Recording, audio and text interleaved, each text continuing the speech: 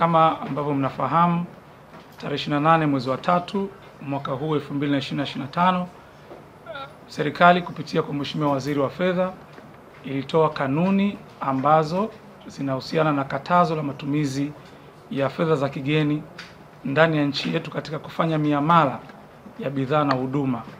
Kwa hiyo katika katazo hilo wananchi hawaruhusiwi kutumia fedha za kigeni, sarafu ya kigeni katika kufanya manunuzi ya bidhaa na huduma ndani ya nchi. Hilo katazo linahusu kutangaza kwa bei, kuwezesha, kutoza, lakini vile vile pia kulazimisha kutumia fedha za kigeni kwenye kufanya miamala hapa nchini. Lakini kanuni hizo zimetoa miamala ambayo inaruhusiwa. Kuna miamala ya aina 4 ambayo inaruhusiwa. Ya kwanza ni malipo ya serikali kama mchango wake kwenye taasisi za kimataifa ambazo zipo hapa nchini, lakini vile vile balozi na mashirika ya kimataifa yanaruhusiwa bado kupokea hizo huduma kwa kutumia sarafu ya kigeni, lakini vile vile maduka ambayo hayatozi ushuru, hizi duty free shops, bado zinaweza kuweka bei zao, kutangaza bei zao na kutoza kwa sarafu za kigeni.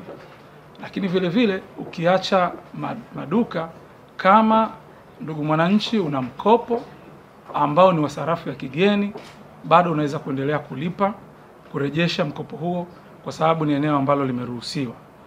Kuanzia tarehe 28 mwezi wa 3, mikataba yote ambayo inaingiwa ndani ya nchi inatakiwa iwe kwa sarafu ya Tanzania, inatakiwa iwe kwa shilingi ya Kitanzania.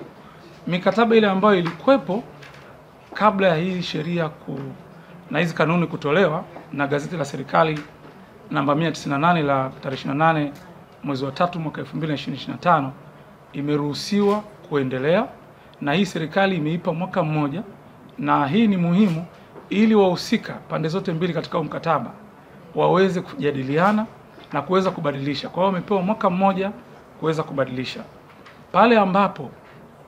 Pale ambapo inashindikana kufanya mabadiliko kwa sababu moja ama nyingine, kanuni zinataka wahusika waweze kwenda Wizara ya Fedha kwa Mheshimiwa Waziri na kuomba kibali maalum ama kupeleka kesi yao pale Wizara ya Fedha. Sasa ni muhimu sana ndugu wananchi tufahamu, kwa kuwa na hizi kanuni umuhimu wake ni mkubwa katika kuhakikisha thamani ya shilingi yetu, ya sarafu yetu ya shilingi inaendelea kuimarika. Tumeona ndani ya hichi kipindi kifupi ambacho hizi kanuni zimetoka, ukwasi kwenye soko la fedha za kigeni umeongezeka. Ukiangalia wastani wa kipindi cha mwezi mmoja, wastani wa siku wa kipindi cha mwezi mmoja, ukwasi wa dola kwenye soko la rejareja umeongezeka kutoka milioni 40 mpaka 67-69, na hii ni kwa siku.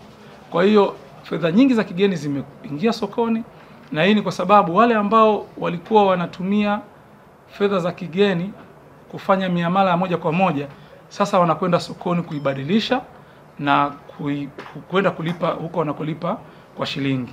Na hii imetupa manufaa ya kuhakikisha kwamba shilingi yetu imeendelea kuwa himilivu ukilinganisha na vipindi vya miaka ya nyuma kama sasa hivi.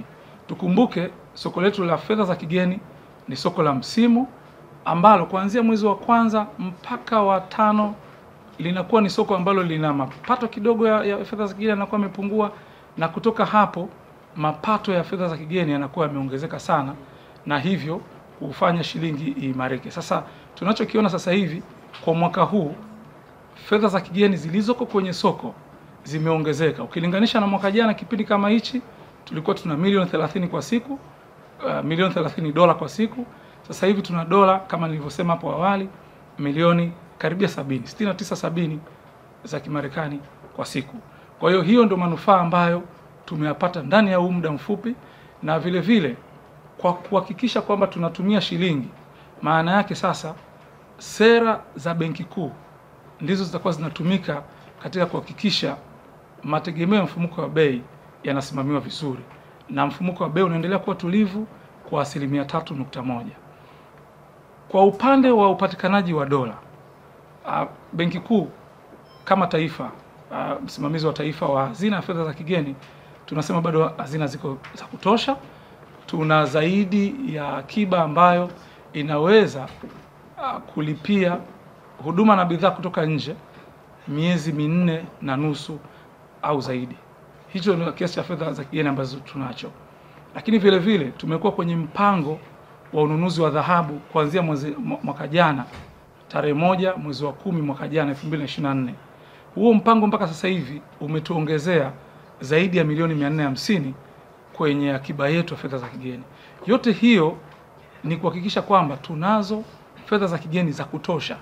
Kwa hiyo mtu ambaye labda pengine ana wasiwasi, anataka alipwe dola leo ili aitumie baadaye, afahamu kwamba hizo dola fedha za kigeni zipo za kutosha, na pale ambako kuna mahitaji, Benki Kuu iko pale. Ikiona mahitaji yamekuwa mengi kuliko ambacho kinapatikana sokoni, Benki Kuu iko pale na itaweza kuweka hizo fedha. Kwa mwaka huu pekee tumeshatoa milioni zaidi ya 130, na mwaka jana tulitoa, mnafahamu, tulitoa fedha nyingi tu kwenye soko ili kuhakikisha shilingi yetu inaendelea kuimarika.